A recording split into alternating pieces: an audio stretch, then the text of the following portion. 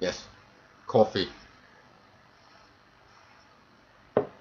Mm, well, a friend of mine was playing what's it called? Jumpgate, I think, and they were um, in a big corp that was quite active in Jumpgate, and they started playing Eve in beta. For some way they got some invites, and I got an invite to the beta phase with one of my real good friends. So I started playing with them, and well, there was a big breakup, and then I started for myself. And then it was Armageddon Day, and everything was going to launch for real.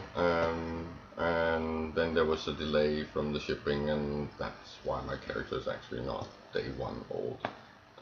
But that's what got me into Eve and how I started playing.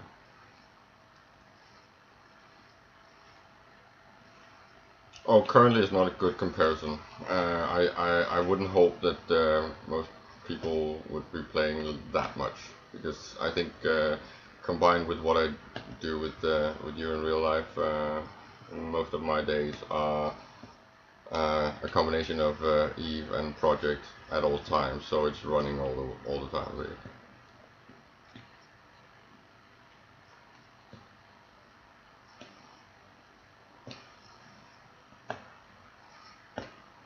At the moment, almost 100%. I'm not making a lot of profit or any gains in Eve. I'm basically maintaining the social groups and chatting with people and reading forums and posting and creating the websites and all that stuff. So very little time is used on profit. It's mainly AFK stuff like the research and the planetary interaction and things like that that can be maintained with almost no time.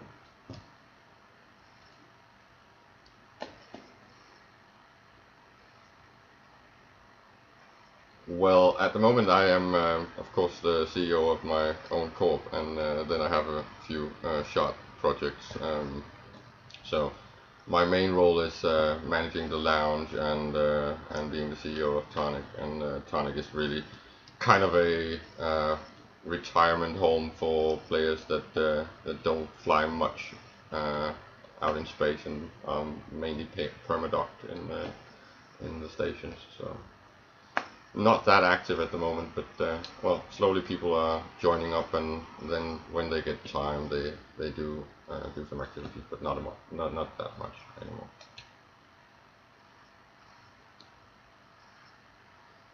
Well, I've been testing some low sec stuff and some null stuff, but not really anything extensive. So well, I started back in the branched corps when I started Tonic, and I was actually in one of the branch corps. So strange history, and I was in the Obsidian for a while, and yeah, that was shooting stuff, and it's really not my game. So I've really only been in Tonic all that time, and doing projects like the Stepstone project and things like that, the Bazaar, and yeah, a lot of weird stuff.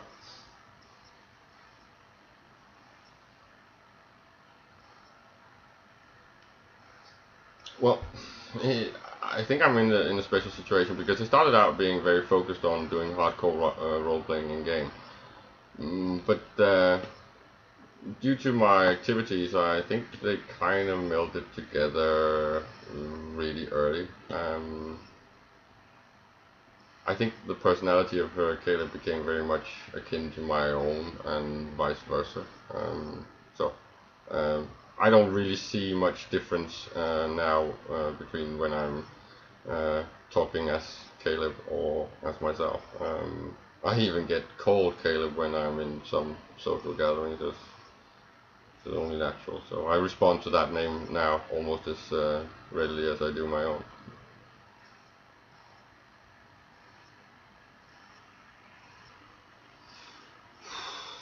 Worst experience?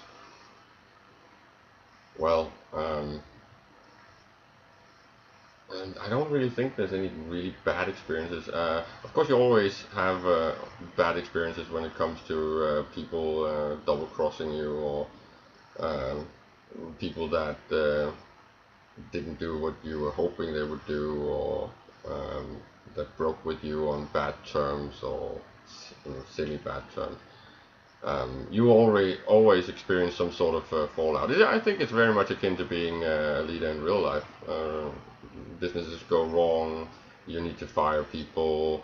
There's always something like that going on, but it's not bad. It's actually, and in Eve, it's very much a bygones thing. You will get contacted by the same people some months later, and everything is hunky dory. You are on good terms again.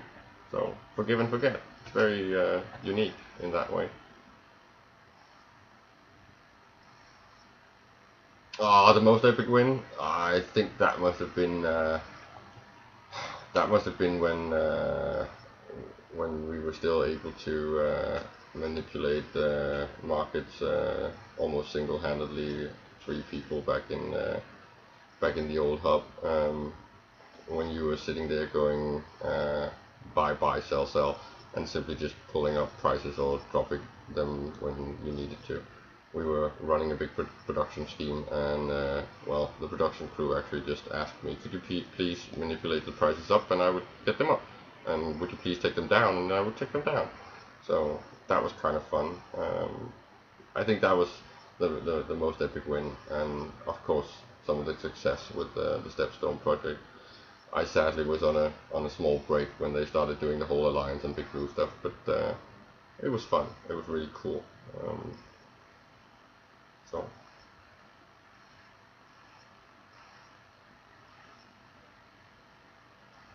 I don't think I've done anything really bad. Well,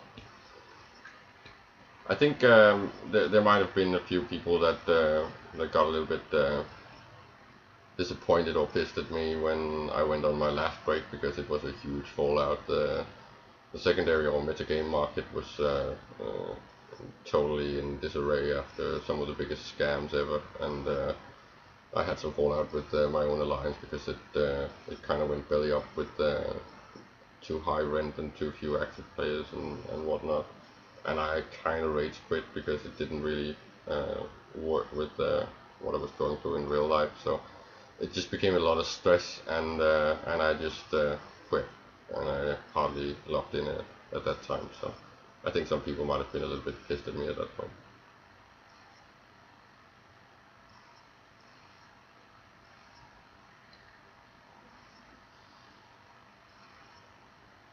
Oh, that was of course FanFest. FanFest is the most epic experience you can get as an EVE player, I think. I do believe that there's a bit of an issue with the fact that it's on Iceland and that there's really no other big events, logistically, of course. But there's something profound about going to Iceland in that environment, and such a big trip, and being away for so long with all those weird geeks, and you're basically just taking over an entire city. So that's really a cool experience, and the people are just so awesome, so awesome. The biggest online event? Oh, I think that must have been the Killer thing back when we were big time chain battleships and stuff. I don't know how many we were. I don't do blobs in null, so I really couldn't call it big events. So not anything really in game. No.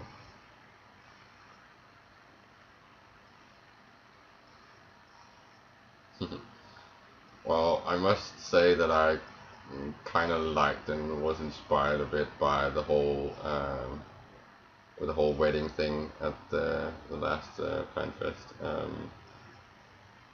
I don't know, maybe that inspired me enough to think about Eve as a place to meet your chosen one. So, and I did. So that is a good story and a funny one.